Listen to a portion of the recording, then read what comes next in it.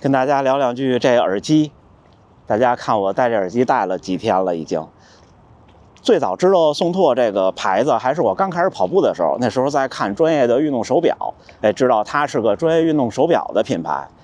后来呢，知道它是个芬兰的品牌，80多年历史的老牌子了，做户外运动的。但是真心没想到，第一次接触宋拓的产品，居然是耳机，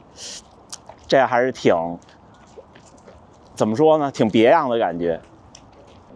我现在戴的，还有我最近训练经常戴的是现在这款宋拓 Win 系列的耳机，就是有 LED 灯的这个。这耳机做的还不错，在贴合性和舒适度上，因为它作为它的旗舰款，它用料更多。有的小伙伴看到这种耳机呢，可能会担心，包括我一开始也担心，会不会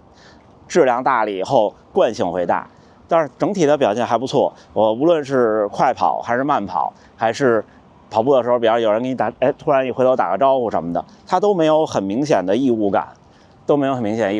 至于重量呢，它的重心等等分布，我觉得也还行，就至少我每天的训练量20公里左右，带着它全跑下来，跑完之后摘掉不会有明显的不适感，这是我自己的体会。我是那种头比较大的那种头型，其实就这种耳机我戴上可能会比别人还更紧一些。而且这个耳机还有一个有意思的功能，它叫头部控制。一开始我看到介绍的时候觉得特有意思，仔细看还有点担心。头部控制是什么意思呢？就是你可以点头摇头来控制接打电话或者切歌。我当时就想，就像刚才说，这要是跑的时候谁跟我打一招呼，我一回头切首歌，或者是呢比方下雨或者刮风，沙子进眼睛了，这样一下又切一首歌，怪怪的。但是其实它这个摇头切歌不会那么的灵敏，它基本需要1秒钟之内这样一下才能切个歌。但是吧，好像也挺微妙的。比方说你在图书馆里或者在咖啡厅里，突然看到一个人，是。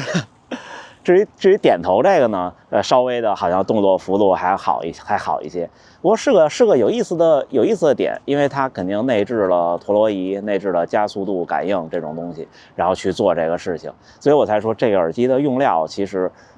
挺好的，这个用料挺着实的，感觉一看就是这种欧洲的户外品牌。当时的那些担心，比方说像。你看刚才我这摇的挺快的吧，像这种不贴合感什么的，基本都没有，完全没有，就惯性处理的很不错。大家知道我平常的训练都是早晨5点多，夏天其实还好，5点多的时候已经亮了，冬天5点多就非常黑，有的时候我甚至训练完的时候天还是黑的。所以我一般冬天早晨训练都在衣服或者背包夹上加一个闪烁的灯，让后边来的车能知道前面是一个人。宋拓 Win 这款耳机自带一个安全指示灯，并且有常亮模式、闪烁模式，还有一个 SOS 的模式，我觉得挺实用的，而且挺好看的。不管您是早上晨跑还是夜跑，打开警示灯能让侧边和后边的人看到这儿有一个人，并且这个灯不会影响您训练时候的视野，自己是看不到的。我觉得是个挺好的创意，而且是一个挺酷的发光点。宋拓耳机本体充满电续航10个小时，基本可以满足绝大多数日常的训练要求了。我猜想我6月份的100公里问题应该也不大。如果您平时玩越野、超马这种呢，我觉得可能10小时有些极限。它还有一个20小时的充电仓。我也想我超马的时候是不是要带充电宝，因为毕竟100公里可能什么事情都会发生。基本都是快充，充5分钟就能续航，大概90分钟左右。另外一款是宋拓的 Sonic 耳机，比这一款要用料轻，是一款更佩戴舒适的耳机。在音质方面，我感受到了这2款耳机的不同，因为在同一个新干线上，我尝试了2款耳机，从 Win 换到 Sonic 之后，明显感觉到这2款耳机的音质是不一样的。仔细看了看 Sonic 这款耳机的产品的说明，它使用了一个叫做独家的高密度音频振子技术，会感觉不管是音乐还是有声读物的音质都要更悦耳一些，这个我是真实能够听出来的。Sonic 这款耳机也有10个小时的续航和快充，就像我们平常城市马拉松，还有我这种长距离的训练，基本也都没问题。正好今天大风，跟大家聊聊这个耳机，宋拓的 Win 这个耳机，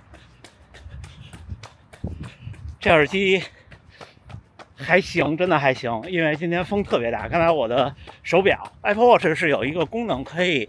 设定周围的环境音超过90分贝还是92分贝啊，它就提醒你，提醒了好几次海风，但是呢听的还是挺清楚的。我不知道我跑对了没有。我觉得从声音的传达上，这耳机作为骨传导耳机，我觉得挺好的了。而且我特喜欢这个红色和这个灯，那个灯有点霹雳游侠那个感觉。我觉得颜值在我这儿来说，我给它打的分特别高。可能颜值上，我觉得唯一的点就是这两个红色的这儿可以再稍微的小一点点，就更好看了。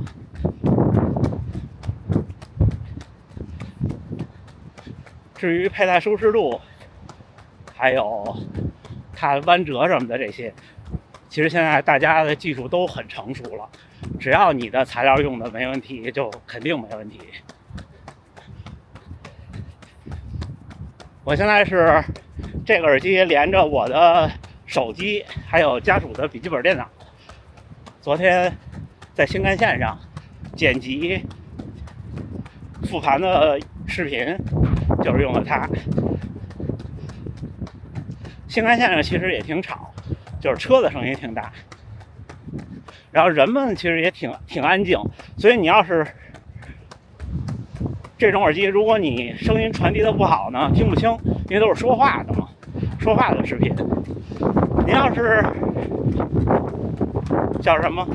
它外放出来的声音太大，就是周围能听到的话，就对别人有影响。这两样表现的都不错，只不过就是这个红色的灯 ，LED 灯，在新干线上的时候，我会把它关掉，就是这样。但是呢，其实也有一些不尽如人意的地方，比方说开机、关机、配对、开关灯这些，它都是转化成不同的长短音来提示你在耳机里。就是你现在我摁住配对或者摁住关机，但是有的耳机呢，它直接说的是已关机、已开机、正在配对、已连接。如果能做成这样就更好了。这是我觉得一个小遗憾，因为你肯定是背不下来长短音是什么意思的，是要借助说明书的。至于重量和稳定性，我觉得还不错。你们看，我今天还戴的是框架眼镜，因为这次出来没戴隐形眼镜出来。我拍一下，大家看这儿，就挺稳当的。实话实说，挺稳当的。我跑快2步。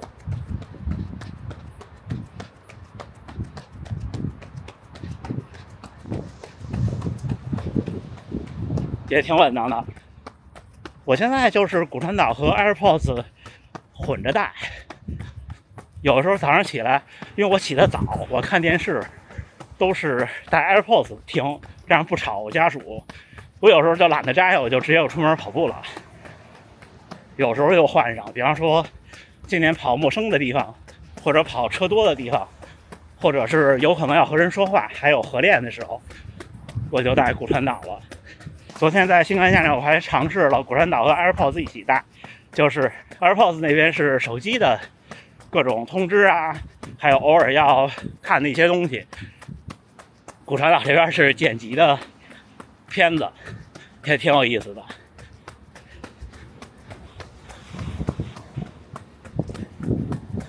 因为我其实了解我的小伙伴都知道，不管是鞋还是衣服材料什么的，我其实都不排斥新的东西进入我的生活，只不过我不是害怕去尝试新的东西，而是我有时候嫌麻烦。现在呢，这次送货给这么一机会，我觉得这个耳机可能是我的一个不错的选择。当然了，这个旗舰款的这种肯定都不便宜，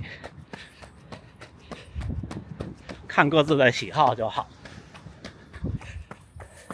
我们又看到本岛了，没错，这就是同一天拍摄的，因为正好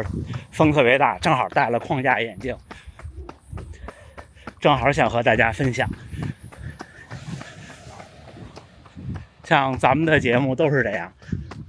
我特别想和大家分享的东西我就说，所以我说的基本都怎么说呢？很表达我当时的心境和想法。好吧，这就是今天大风的海边跟大家分享这款骨传导耳机的感觉。现在放的是机器猫